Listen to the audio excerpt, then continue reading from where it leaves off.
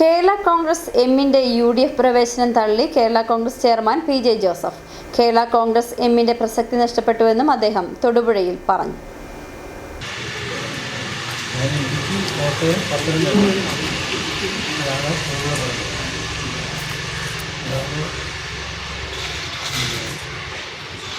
വലിയ മുന്നേറ്റം ഉണ്ടായിരുന്നു. ഇതൊരു സെമി ഫൈനൽസാണ്. ഫൈനൽസിൽ ഇതിനേക്കാൾ നേട്ടമുണ്ട്. ഇടുക്കി അസംബ്ലി മണ്ഡലത്തിൽ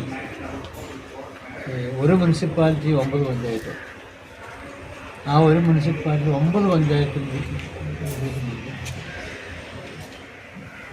അത് അവർ പ്രതികരിക്കുന്നില്ല. ഈ സ്വർണ്ണപ്പാളയം കൊണ്ടുപോയിട്ട് വരും നടക്കുന്നു. അതുകൊണ്ട് മൂകസാക്ഷികളായി നിൽക്കുന്നു. അവിടെ ഒരു പ്രസക്തിയില്ല.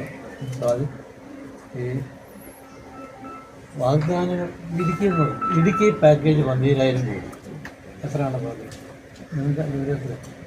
ഇവിടെ നടപ്പാക്കില്ല. 56 കോടിയുടെ AS കൊടുത്തു. 12,000 അന്വേഷിച്ചത് ഒരു വയസ്സിൽ. അപ്പം അത് എല്ലാം പൂർത്തിയായി എന്ന് പറഞ്ഞാൽ അന്ന് പ്രതികരിക്കേണ്ടത് പ്രതികരിച്ചിട്ടുണ്ട്. അതുകൊണ്ട് തിരിച്ചടിയാണ്.